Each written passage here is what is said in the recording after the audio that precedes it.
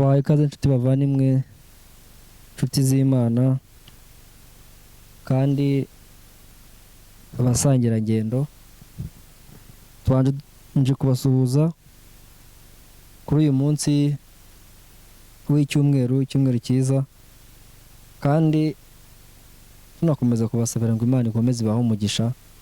Uyu munsi rero turimo kwiga kandi turi kumwe muri ayo masomo, turimo tugenda twiga ku bijyanye n'icyo Bibiliya ndetse n'icyo Kiliziya Gatolika yigisha. Turi kumwe n'umutumirwa wacu, akaba na mwarimu, ubu yabaye mwarimu, kandi ndakeka ari wo murimo we. Tugiye kwiga uyu munsi, turareba ibijyanye n'iyemezwa ry'ibitabo bigize Bibiliya, ko byemejwe, impamvu aribyo byahiswemo, ese nta bindi bitabo byaba bitarahiswemo kubera impamvu zigiye zitandukanye.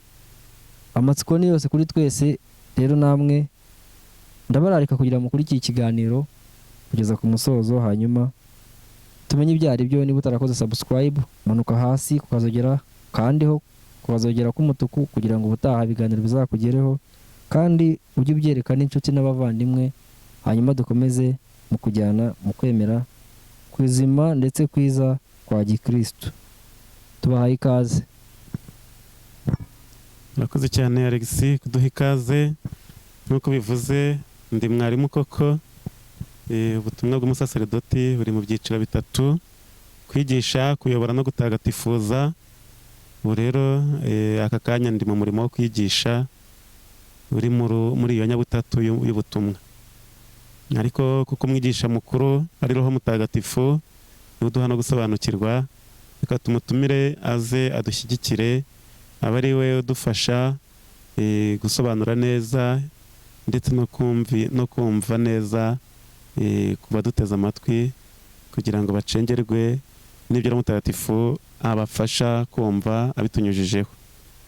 Ku izina ry'Imana Data na Mwana na Roho Mutagatifu, amina. Ngwino Roho Mutagatifu, usanganye imitima y'abakwemera bagukunda, wohereze Roho wawe byose bibe bishya, n'isi izabone guhinduka.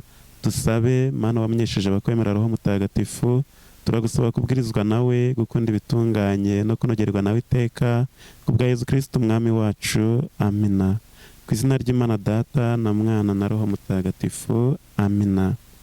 Nk'uko wari ubivuze rero, tugiye kureba amasomo ajyanye n'iyemezwa ry'ibitabo bitagatifu bigize Bibiliya. Turaza kureba inzira byanyuzemo kugira ngo ibitabo byemerwe, turebe niba hari ikinyuranyo ku bitabo bigize Bibiliya mu matorero atandukanye, wenda n'ibidukundira tumenye n'impamvu yabiteye. Hagati aho, cyangwa se mbere yo kugira icyo tubivugaho, kamanze mbereke zimwe muri Bibiliya nitwaje hano zitandukanye. Iyi ni Bibiliya ntagatifu, yitwa Bibiliya ntagatifu, niko yitwa.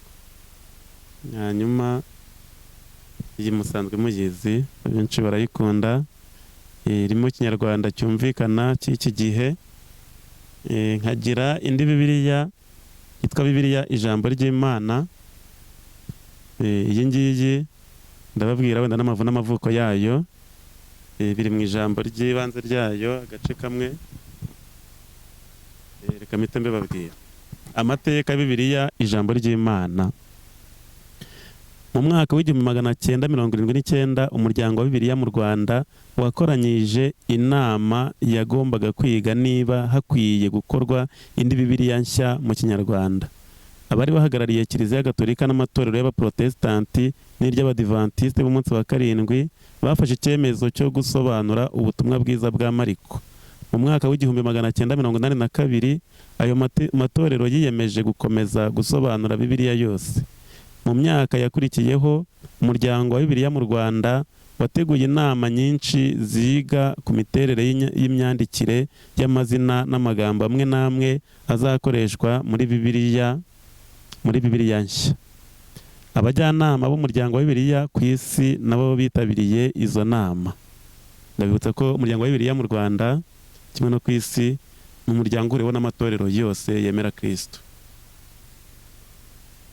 Muri izo nama hafashwe icyemezo cyo gushyiraho umusobanuzi uhagarariye Kiliziya Gatolika, undi uhagarariye inama y'abaprotesitanti mu Rwanda, n'undi uhagarariye itorero ry'abadivantisiti b'umunsi wa karindwi.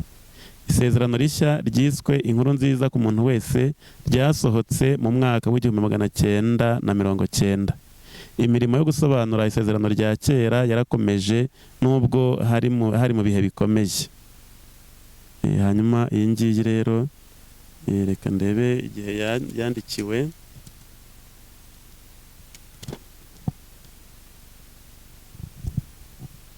Ndabona yarasohotse muri 2004. Iyi ngiyi nabonye iri mu bitabo 66, ariko hari indi verisiyo nshya irimo n'ibindi byitwa ibitabo byo ku rwego rwa kabiri, bya bindi dufite muri Bibiliya ntagatifu bitari muri Bibiliya yera. Iyo ngiyo nayitije umuntu arayintwara mboneho kumuhitangaza ngo azayinzanire vuba. Nuvuga ngo hano hariho ibitabo 7 muri Bibiliya ntagatifu bitari muri iyi ngiyi ya Bibiliya ijambo ry'Imana, turiho n'abaporoso, ariko iyi verisiyo nshya byose birimo. Ndabereka indi Bibiliya yitwa Tobe. Iyi mfite iri mu rurimi rw'Igifaransa ariko no mu Kinyarwanda ndumva ihari. Iyi Tobe nayo tuyihuriyeho, mu magambo arambuye ni Tradition Ecumenique de la Bible. Nuvuga ngo ni tradition, ni Bibiliya ihuriweho, imvugo yayo ihuriweho n'amatorero yose yemera Kristo. Iyi ngiyi rero irimo na bya bitabo navugaga, bya bindi 7 bitari muri Bibiliya yera. Hano babyita ibyo ku rwego rwa kabiri, ibyemejwe ku rwego rwa kabiri. Ariko twebwe muri Kiliziya Gatolika byose tubyita, byose byemerejwe rimwe ku rwego rwa mbere. Nkagira indi, iyi ni umwihariko, yemerwa n'abayehova gusa. Impamvu aribo bayemera gusa nuko hari byinshi bakuyemo muri Bibiliya dusanganywe, cyangwa se bagenda bahindura bakayivuga mu bundi buryo budahuye n'uko abakristo tubyemera. Iyi Bibiliya yitwa Bibiliya Ubuhinduzi bw'Isi Nshya. Reka turebe aho byanditse.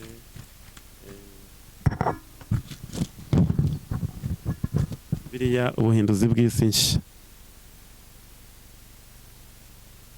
Iyi ngiyi rero mbahaye nk'urugero kugira ngo mumenye aho itandukaniye n'indi dusanganywe, aho bavuga ko Yezu ari Imana mu zindi Bibiliya, hano bahita bareba ubundi buryo babivugamo, cyangwa se bakabyandikisha inyuguti ntoya. Reka mbahe nk'urugero, Ivanjiri yanditswe na Yohani, umutwe wa mbere, umurongo wa mbere. Tujya tubibona aho bitandukaniye no mu zindi Bibiliya. Ubwo aha turi mu ntangiriro y'ikiganiro, ntabwo turinjira mu byatuzanye uyu munsi, ariko turi mu ntangiriro. Nkaha Ivanjiri ya Yohana umutwe wa mbere, umurongo wa mbere, bavuga mu ntangiriro jambo yariho, jambo n'inyuguti nkuru, jambo yari kumwe n'Imana, kandi jambo yari Imana n'inyuguti ntoya n'akanyuguti gato. Imana twandika mu Kinyarwanda n'inyuguti ntoya cyangwa no mu zindi ndimi aba ari ikigirwamana, aba ari ibigirwamana. Reka ndebe muri Bibiliya ijambo ry'Imana aho uko bahavuga, iyo duhuriyeho n'andi matorero ya gikristu, ariko nta kabuza turasanga jambo yari Imana babyandika n'inyuguti nkuru, kuko nyine abakristo twemera ko jambo ari Imana. Mbere ya byose uwitwa jambo yariho, jambo uwo yari kumwe n'Imana kandi yari Imana n'inyuguti nkuru. Akira nawe utagira wenda kubeshya. Reka ndebe no muri Tobe nayo tuyihuriyeho amatorero yose, aho nuko babuze ko babikuramo, ahandi banabikuramo. Au commencement était le Verbe, et le Verbe était tourné vers Dieu, le verbe était Dieu. Dieu ni inyuguti nkuru. Hanyuma no mu ntagatifu nyine nabo bavuga ngo kandi ijambo akaba Imana. Bibiliya yera sinabashije kuyizana, ninyibona nzayizana. Ariko izi dufite ebyiri, Bibiliya ijambo ry'Imana na Tobe, tuzihuriyeho n'amatorero yose avuga Kristo. Twara tugiye kureba iyemezwa ry'ibitabo bigize Bibiliya. ubwo bivuze ko n'ibiganiro dukora, izi nyigisho dutanga ntabwo zigenewe gukurikirwa n'umukristo w'umukatolika gusa. Izi nyigisho ntabwo ziri abakatolike gusa, turi kuvuga ku kwemera kwa gikristo, ukwemera kwa kiliziya, kandi kiliziya ni imwe rega. Kiliziya ni imwe, abayivutseho nabo bagomba kumenya aho bavuka, bakamenya amateka yaho. Yego. Turaza no kuzongera noneho kuyicukumbura tuyigereho. Ubu hasigaye ikiganiro kimwe cyangwa bibiri, noneho tugatangira kwinjira mu kwemera noneho nyako. Mbibutsa ko ibi biganiro byaje ari gusubiza ikibazo kivuga ngo cyangwa se bimwe mu byari byavuzwe na bamwe mu banyarwanda, harimo abapfumu, harimo imandwa, yita nkuru, imandwa nkuru y'u Rwanda witwa Rutanga rw'amaboko, harimo abandi bafatanya ba Profeseri Sagahene n'abandi ba Dr. Rusa, bavuga ngo kuba umukristo ni uguhona. Bakavuga ko umukristo ataba umunyarwanda ngo bikunde.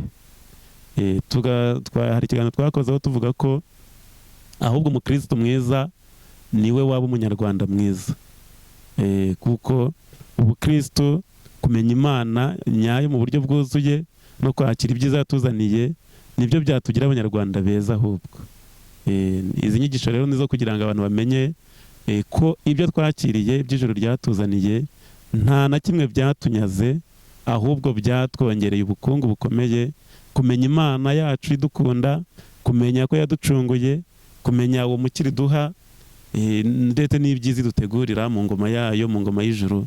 Ibyo rwose ni amahirwe twagize, ni umugisha kuri twebwe, ku buryo abatarabimenya barahomba ko batarabimenya. Twebwe ababimenye tugomba kubishimira Imana, tukabigeza no ku bandi. Izi nyigisho rero za kiliziya, nimusesengura muzasanga abemera Kristo bose bagakwiye kuzimenya, kuko batazimenye haba harimo ibyuho. Nibura akazimenya, icyo kuzemera kikazaba ikindi, ariko nibura yabimenye, akamenya aho mvuka, kiliziya mvukamo, niba harabayemo n'ubwitandukanye, ariko yemera gite cyangwa se yemera ite, aho navutse bemera bate. Kuko kumenya amateka ya kiliziya no kumenya n'amateka yabo, y'ayo matorero. Uruhererekane rw'intumwa nirwo rwafashije kiliziya gushungura ikamenya inyandiko zigomba kubarwa mu bitabo bitagatifu. Iyi ni nimero ya Gatigisimu ya Kiliziya Gatolika, nimero 120. Twarabibonye uruhererekane rw'intumwa, twararubonye mu biganiro byashize, tubona naho ruhuriye n'ijambo ry'Imana ryanditse, tubona aho ruhuriye n'ubuyobozi bwa kiliziya. Uruhererekane rw'intumwa rero nirwo rwafashije kiliziya gushungura ikamenya inyandiko zigomba kubarwa mu bitabo bitagatifu. Urutonde rw'ibitabo byemewe na kiliziya nk'ijambo ry'Imana rugizwe n'ibitabo 46 by'isezerano rya kera. Aha tuba twafashe igitabo cy'amaganya tukakibara ukwacyo, ariko tugifatanyije n'igitabo cya Yeremiya umuhanuzi, kuko n'ubundi ari amaganya ya Yeremiya, tukabara ibitabo 45, ariko kuko nacyo ari igitabo ukwacyo, katubare 46. Ni 46 rero by'isezerano rya kera na 27 by'isezerano rishya. Yego. Isezerano rya kera rigizwe, ngiye kubirondora ibitabo bigize isezerano rya kera. Ubwo abakoresha Bibiliya yera, hari ibyo muri buze kumva bitari muri Bibiliya yera, ariko muri Tobe birimo, ku buryo uyifite warebamo ukabibona. ndetse no muri Bibiliya ijambo ry'Imana verisiyo ya nyuma naho uyifite warebamo ukabibona. Iyi bashobora kuyigira, ariko utayifite yareba Bibiliya ntagatifu. Ariko tobe ziba zihari ku masoko, nose umuryango w'Bibiliya mu Rwanda siwo tugezaho Bibiliya zose, aho rero utugezaho n'izindi kuko baba bazifite zose, na tobe bayibagezaho, uyishaka arayibona. Isezerano rya kera rigizwe rero n'igitabo cy'intangiriro, iyimuka Misiri, Abalevi, Ibarura, Ivugururamategeko, Yozuwe, Abacamanza, igitabo cya mbere n'icya kabiri bya Samweli, icya mbere n'icya kabiri by'Abami, icya mbere n'icya kabiri by'Amateka, Ezira, Nehemiya, Tobi, Yudita, Esiteri, icya mbere n'icya kabiri by'Abamakabe, Yobu, Zaburi, Imigani, Umubwiriza, Indirimbo ihebuje, Ubuhanga, Mwene Siraki, Izayi, Yeremiya, Amaganya, Baruki, Ezekiyeli, Daniyeli, Hozeya, Yoweli, Amosi, Obadiya, Yonasi, Mika, Nahumu, Habakuki, Sofoniya, Hagayi, Zakariya na Marakiya. Muri ibi ngibi harimo ibitabo 5 bya Musa, hakabamo izindi nyandiko, ibitabo cyangwa se ibitabo by'amateka, hakazamo ibitabo by'ubuhanga, hakazamo n'ibitabo by'abahanuzi. Isezerano rishya rigizwe n'ivanjiri ya Matayo, ya Mariko, ya Luka n'iya Yohani, igitabo cy'ibyakozwe n'intumwa, amabaruwa ya Pawulo, aya Pawulo ni amabaruwa 13. Reka tuyarebe. Harimo iyo yandikiye Abanyaroma, iya mbere n'iya kabiri yandikiye Abanyakorinti, iyo yandikiye Abanyagalati, iyo yandikiye Abanyefezi, iyo yandikiye Abanyafilipi, iyo yandikiye Abanyakolosi, iya mbere n'iya kabiri yandikiye Abanyatesaloniki, iya mbere n'iya kabiri yandikiye Timote, iyo yandikiye Tito, iya Filemoni, ni izo ngizo za Pawulo. Hakiyongeraho ibaruwa yandikiwe Abahebureyi, kera bayitiriraga Pawulo, ariko basanze nyuma yo gusesengura basanze style ye, uburyo yanditse atari inyandiko za Pawulo. Ubwo hari bakeka baba barayanditse bati wenda yaba ari umwigishwa wa kanaka w'intumwa kanaka n'umwa kanaka, ariko mu rwego rwo kuko bitazwi neza barabatereka tuvuge ko ari yandikiwe Abahebureyi. Ariko tubirebye baba bisobanuye buriya mu ntangiriro ya buri baruwa basobanura uwo bakeka ko yayanditse. Reka nabyo tubirebe kugira ngo ayo matsiko ugize yo kumenya uwayanditse ashire. Ninde wanditse iyi baruwa? Kera bahamyaga ko ari Pawulo, inyigisho irasa niye, ariko imvugo n'imyandikire si ibye. Bamwe baketse ko ari Apolo, tubibona Apolo tumubona mu ibaruwa ya mbere Pawulo yandikiye Abanyakorinti n'umutwe wa mbere, umutwe wa 12. Baketse ko ari we waba yarayanditse ahagana mu mwaka 65. Ntawe uzi neza uwayanditse. Ibyo ari byo byose ntawashidikanya ko ari umwigishwa wa Pawulo. Dutega amatwi uwo muntu utubwiriza kudacogora mu kurwanya icyaha no guhora turangamiye Yezu Kristo, nta wundi twizeye uretse Yezu Kristo. Uwayanditse rero ntabwo azwi neza, ariko bikekwa ko yaba ari umwigishwa wa Pawulo, kuko inyigisho zirimo zirasa n'iza Pawulo, ariko imyandikire ntabwo ari iya Pawulo. Hanyuma nyuma y'ibaruwa yandikiwe Abahebureyi hakaza ibaruwa ya Jacques ya Yakobo.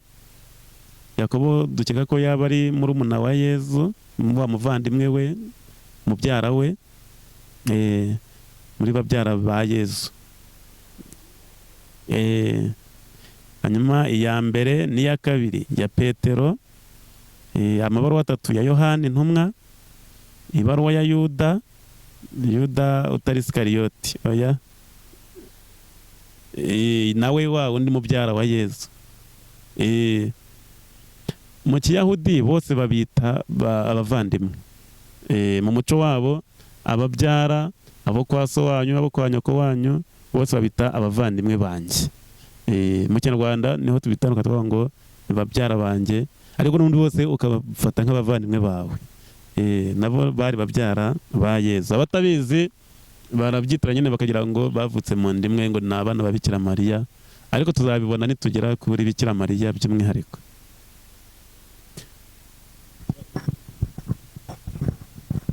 mu isezerano rishya ibitabo amadini yose abihuriyeho.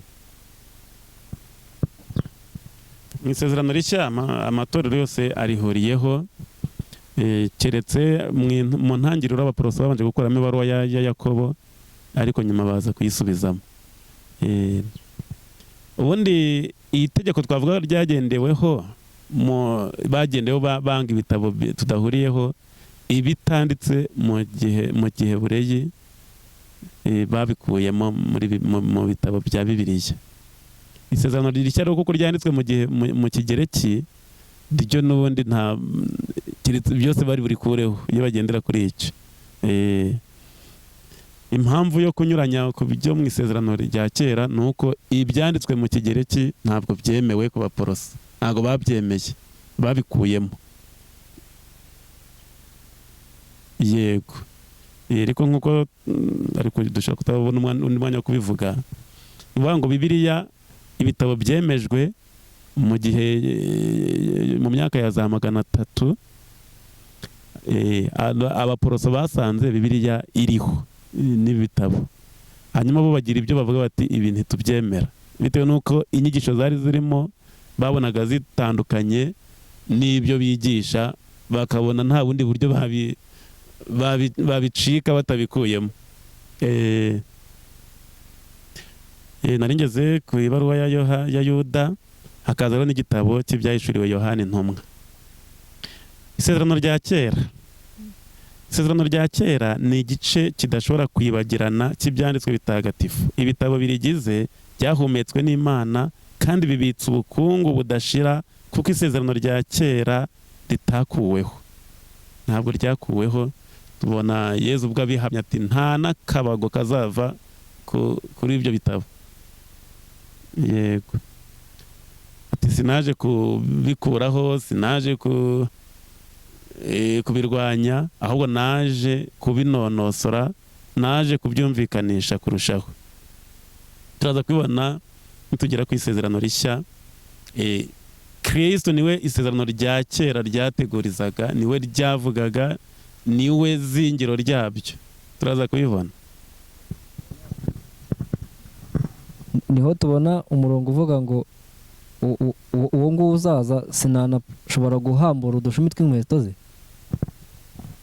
Uwo ni Yohani Batista, bamubaje niba ari we Kristo, akavuga ko atari we, ko ahubwo we yaje kumuteguriza, kandi ko amurusha ububasha, ko ugiye kuza afite ububasha bumuruta, ko atashobora no gupfundura udushumi tw'inkweto ze. Mu by'ukuri rero isezerano rya kera ryari rigamije mbere na mbere gutegurira ukuza kwa Kristo umukiza w'isi. Tugeze kuri nimero 122. Nubwo mu bitabo by'isezerano rya kera harimo ibicagase n'iby'agateganyo, biduhamiriza ubuhanga bw'Imana mu kuyobora no kurera umuryango wayo mu rukundo rukiza.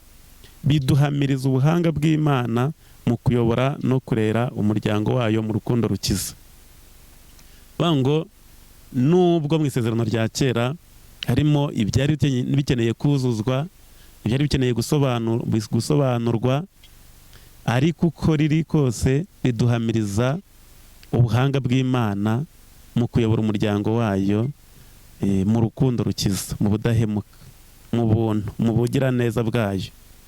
Muri byo dusangamo inyigisho nziza cyane ku Mana, Imana umushobora byose, Imana umukiza, umutabazi w'umuryango wayo, Imana ikunda abantu bose, atari Israeli yonyine, ahubwo ari amahanga yose. Tugasangamo inyigisho nziza zivuga ubuhanga burengera ubuzima bwa muntu, ubukungu buhebuje bw'isengesho n'ukwemera, muri byo bihishemo ibanga cyangwa iyobera ry'umukiro wacu. Tubona ubwoko bwiza bw'amasengesho muri Zaburi, mu bitabo by'amateka, mu bitabo by'abami, kabona isengesho ry'umwami, isengesho ririmo ibintu byinshi, ibintu byose byo kuragiza Imana igihugu cye, amasengesho y'abahanuzi, amasengesho y'abakurambere ba Daniyeli, kubona aratura Imana isengesho ryiza cyane, Yudita, ukabona aratura Imana isengesho Esiteri. Tubonamo ingero nziza rwose z'amasengesho afite uburemere. Isengesho rya Ana ashimira Imana, ya ndirimbo ye ati Imana ikura umutindi mu mukungugu ikamwicaza hagati y'ibikomangoma. Harimo amasengesho meza cyane, harimo indirimbo nziza, byose birata ubwiza bw'Imana, ubuhangange bw'Imana, urukundo rwayo. Abakristu bubaha isezerano rya kera nk'ijambo rizima ry'Imana. Kiliziya yarwanyije ibitekerezo bya Marisiyo byavugaga ko isezerano rya kera ritagifite agaciro. Uyu Marisiyo yabayeho mu mwaka w'144 mbere ya Kristo, aza yigisha ko isezerano rya kera bavugamo Imana y'inyamahane, Imana y'ingome itandukanye niyo mu isezerano rishya. Ati yo yarashaje ariko Kiliziya yarwanyije ibyo bitekerezo ndetse ikomeza gushimangira ako gaciro k'isezerano rya kera n'inyigisho nziza ziririmo. Tubwira ko ijambo ry'Imana uko ryuje ububasha bwayo bukiza ryigaragariza mu bitabo by'isezerano rishya mu buryo bwihariye. Ibyo bitabo biduha ukuri kwimenyekanisha kw'Imana mu buryo budasubirwaho. Twarabibonye cyangwa tuzabibona ko Kristo, twarabibonye ko Kristo nyuma ye nta kundi kwigaragaza kw'Imana, nta rindi jambo ry'Imana tuzabona hanze ya Kristo. Icyo dushobora kubona ni ukurushaho kumva ibyo yatubwiye. Naho ubundi Imana yaratwigaragarije mu buryo bwose muri Yezu Kristo umwana wayo. Ibindi tugenda twumva buhoro buhoro ni bya bindi tuba twarabwiwe ariko tukiri mu rugendo rwo kubyumva.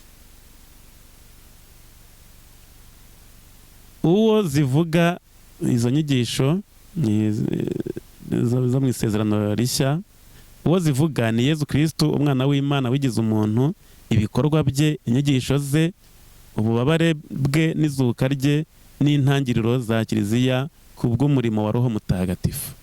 Ijambo ry'Imana nicyo ritugaragariza ryo mu isezerano rishya. Amavanjiri ni wo mutima w'ibyanditswe bitagatifu byose, kuko akubiyemo ubuhamya buhebuje ku buzima no ku nyigisho bya Jambo wigize umuntu, umukiza wacu, Jambo umukiza wacu. Ubona ko iyo turi mu misa, liturujia iha uruhare runini cyangwa se yubaha cyane ivanjiri. Hamwe noneho tuba twumvaga ijambo ry'Imana twicaye nk'ikimenyetso cyo gutega amatwi, twajya kumva ivanjiri tugahagarara, tugahaguruka, ikimenyetso cy'uko ugiye kutubwira ari umwami wacu, tukamuha ikaze kugira ngo atubwire. Noneho duhagaze twamuhaye icyubahiro cyo guhagarara ngo tumwakire nk'umwami. Amavanjiri rero dufite ubu yatugezeho binyuze mu byiciro bikurikira. Tugiye kureba inzira amavanjiri yatugezemo anyuze. Birasa n'ibyo twabonye ku ruhererekane rwa Kiliziya n'uburyo Bibiliya yagiye ikurwa mu ruhererekane. Mu magambo yavugwaga, mu nyigisho zigishwaga, hakagira ibyandikwa. N'amavanjiri ni uko. Habanje ubuzima n'inyigisho bya Yezu. Urumva Yezu yabayeho, ivuka rye, ubwana bwe, ubutumwa bwe, uko yakoze ubutumwa, uko bamubonaga ahanyuze, agira neza ahanyuze hose, akiza abarwayi, yirukana roho mbi, yagaburira abantu, yigisha. Ibyo byose ntabwo yabikoraga bandika, nta musekreteri wari uhari wahitaga bandika. Ni ibikorwa byakorwaga, inyigisho zatangwaga, abantu bakayifata mu mutwe. Rero ubuzima n'inyigisho bya Yezu, Kiliziya ihamya ikomeje ko amavanjiri uko arane atubwira mu budahemuka ibyo Yezu umwana w'Imana mu buzima yabayemo hano mu bantu ku isi, ibyo yakoze n'ibyo yigishije byose kugeza ku munsi yasubiriyeho mu ijuru, yari agamije umukiro uzahoraho w'abantu. Icyo yakoze cyose, ibyo yigishije byose, yari agamije umukiro w'abantu. Niyo mpamvu nyuma aho byandikiwe byabanje kugenda bihererekanwa mu magambo, aho byandikiwe handikwa, turaza kubibona, handikwamo bimwe by'ingenzi byafasha abantu kwemera. Ivanjiri ya Mariko ngira ngo itangira itubwira impamvu yanditswe. Kwari kugira ngo abantu bamenye ko Yezu ari umwana w'Imana. Reka tuyisome.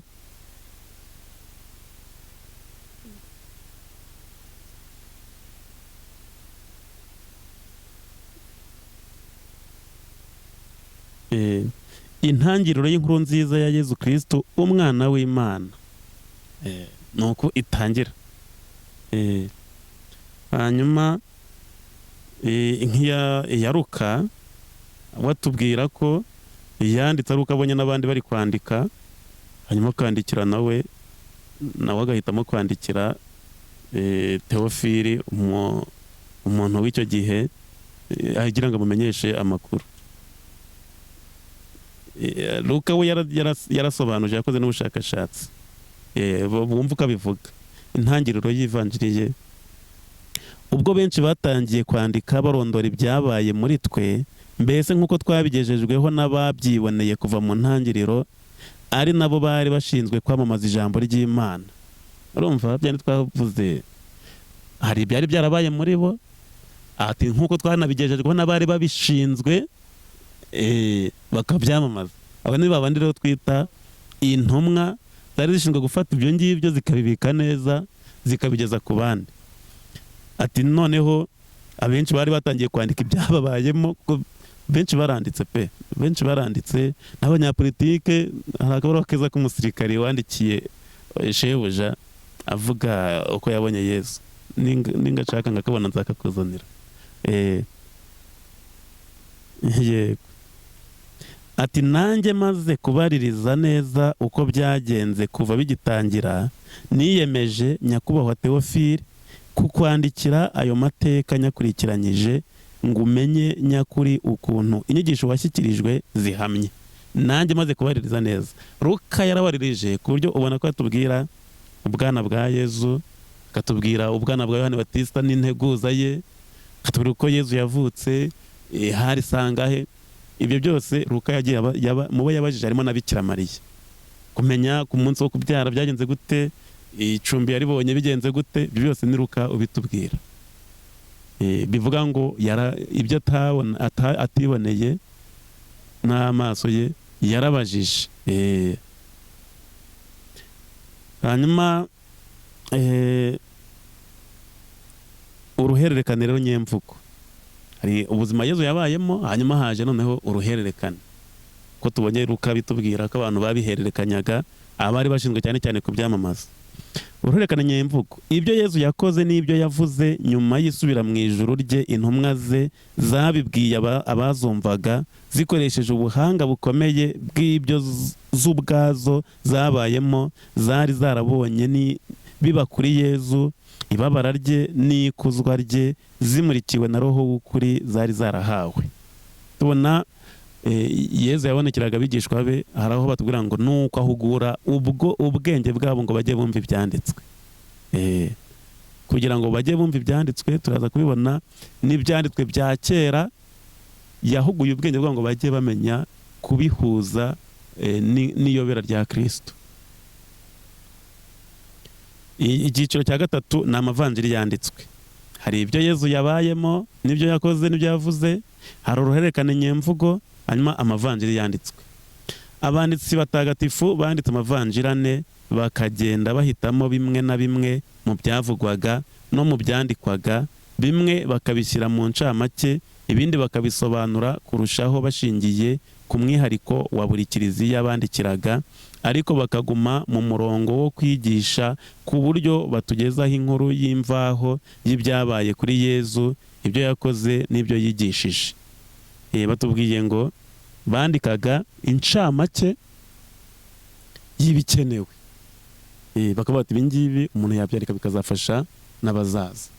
Hari umugani baca ngo amagambo araguruka, arayoyoka, ariko inyandiko zigasigara. Intumwa bari abanditsi batagatifu bari baracyumvise, niyo mpamvu babyanditse. Kandi uretse na mbere yaho aba bahanuzi baranditse bahanuzi, kandi aho ubonekewe umubonekeye Imana imubonekeye akambwira iti ibyo ubona ubyandike, akandika.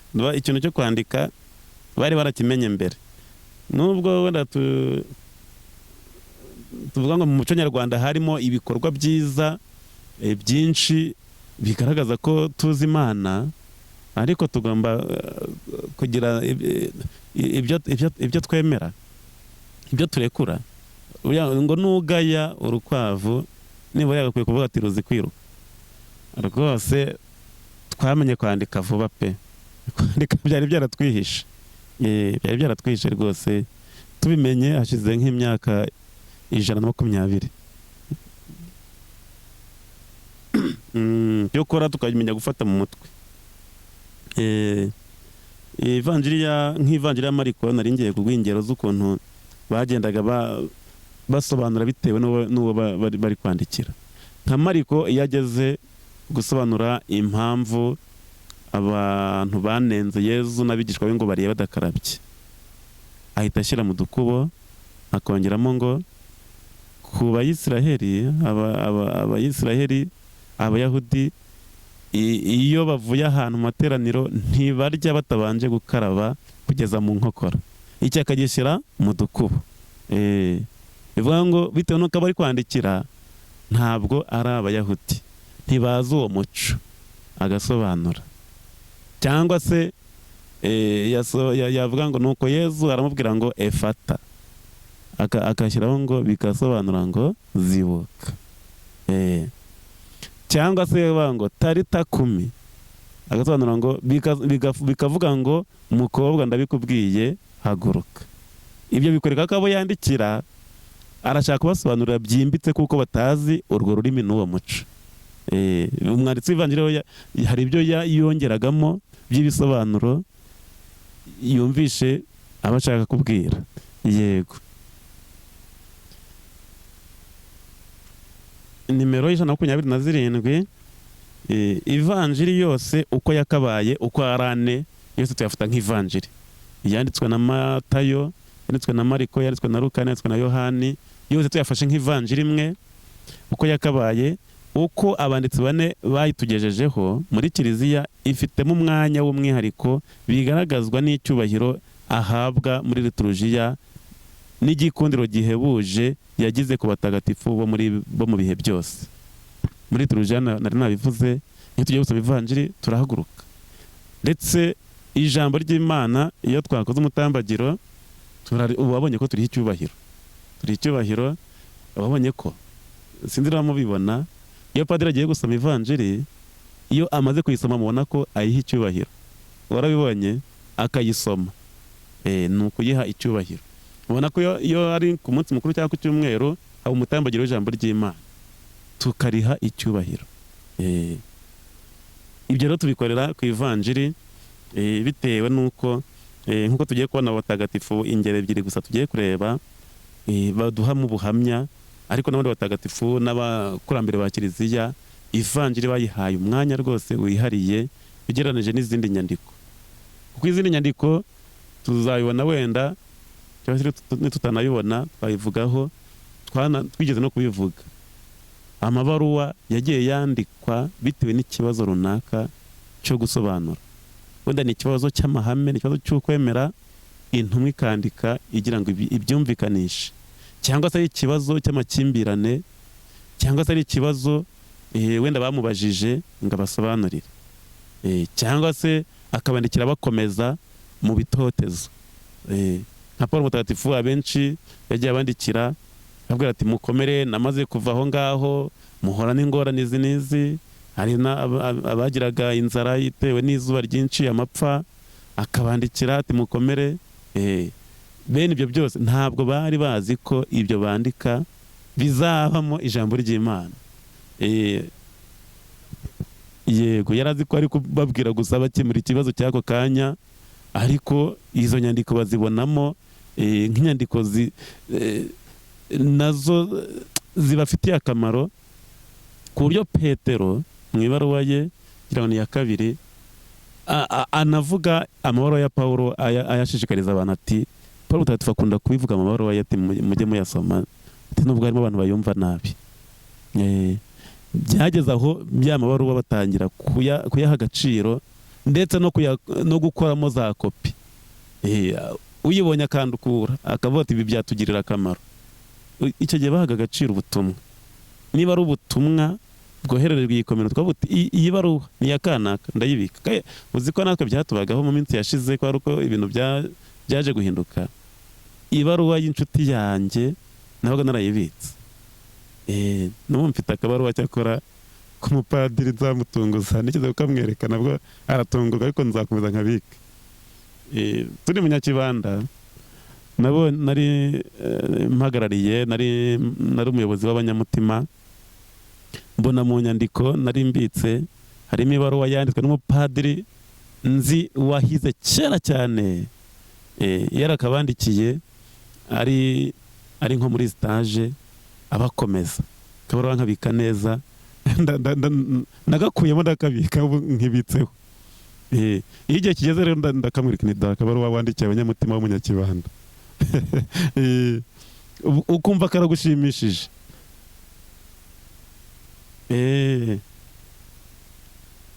N'andi mabaruwa rero iyizi ntumwa nuko nguko yagiye abikwa nyuma rwose bagasanga bafite akamaro nk'ijambo ry'Imana. Mutagatifu César Rajene aravuga ati nta yindi nyigisho ihebuje ubwiza y'agaciro gakomeye irabagirana ubwiza yarusha inyandiko y'Ivanjiri. Murebe kandi muzirikane ibyo Nyagasani umwami wacu Yezu Kristo yigishije n'amagambo ye n'ibyo ubwe yakoze. Mutagatifu Tereza w'umwana Yezu akavuga ati hejuru y'ibindi byose Ivanjiri niyo imfasha mu masengesho yanjye.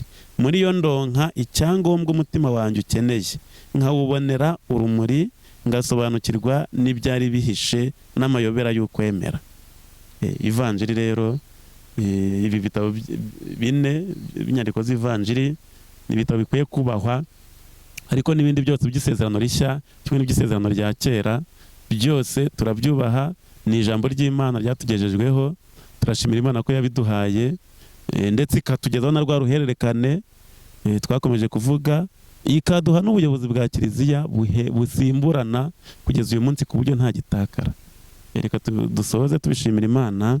Ubutaha tuzareba ubumwe bw'isezerano rya kera n'irishya, isano bifitanye n'uburyo bidatandukana. Ku izina ry'Imana Data na Mwana na Roho Mutagatifu, amina. Nyagasani Imana yacu turagushimira ko watugejejeho ijambo ryawe ry'umukiro, ndetse ko watwoherereje ijambo wawe Yezu Kristo umwana wawe wigize umuntu kugira ngo adukize. Turagushimira ko waduhaye Roho Mutagatifu ngo ajye adufasha gusobanukirwa n'ibyanditswe bitagatifu, dufashe kumenya neza inkuru nziza y'umwana wawe Yezu Kristo no kuyikurikiza twishimye. Turagushimira ko waduhaye uruhererekane rwa Kiliziya kugira ngo hatagira na kimwe gitakara mu byiza wayihaye. Dufashe rero bitugirira akamaro, twakire ingabire z'ijuru, twakire ubugingo buhoraho muri Yezu Kristo umwana wawe, wubaho agategeka iteka ryose. Amena. Nyagasani nabane namwe, cyari byose nabaho umugisha, Imana Data na Mwana na Roho Mutagatifu. Amen. Ugira amahoro ya Kristo.